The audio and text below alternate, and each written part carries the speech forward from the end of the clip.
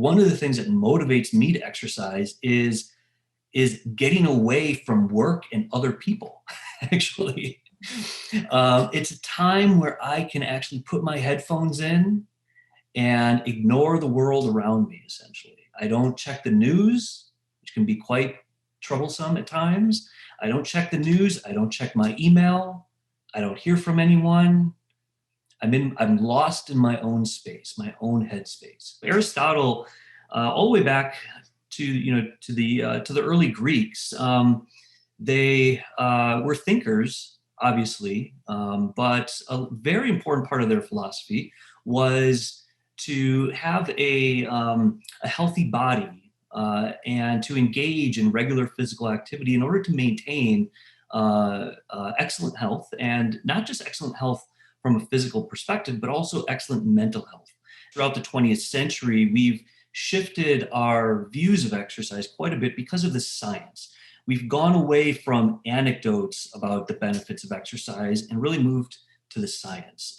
But it's only been fairly recently where we've really started to target the brain as a central organ that could be affected by engaging in just regular amounts of modest exercise.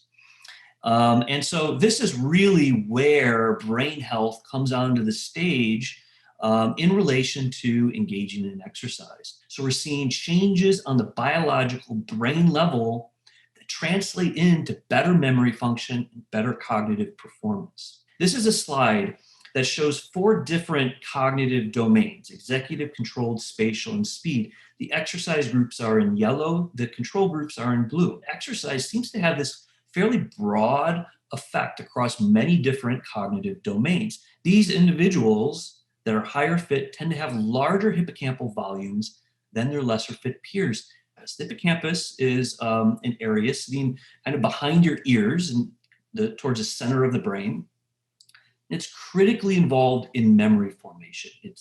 It grows early in childhood. It's involved in memory formation, but in late adulthood, it starts to shrink. It starts to show some deterioration, and that's what's thought to lead to some of the memory impairments that older adults experience. And in fact, some of the risk for dementia and Alzheimer's disease comes through loss of hippocampal size and function.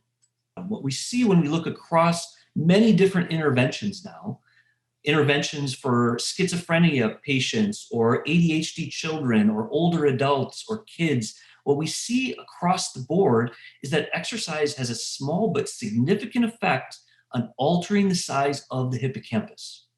There is unequivocal evidence that physical activity influences the brain. That is no longer an argument. It also seems to be that kids who engage in physical activity, participate more in physical activity, tend to have better academic performance and academic achievement scores. So on the left-hand side here of the screen, you can see the kids that were participating in physical activity for several months after school showed improvements, increases in brain function across 2 different types of cognitive tasks. When we start thinking about this aspect of physical activity and its impact on brain health, we also can think a little bit about the policies, the public health policies that could emerge from some of this science. Physical education and recess might be actually critical components to their educational performance. Exercise is free. Doesn't require a patent, or you can't patent exercise. And because of that, it's very cost effective. It's highly accessible to many, many people, not just in the United States, but around the world.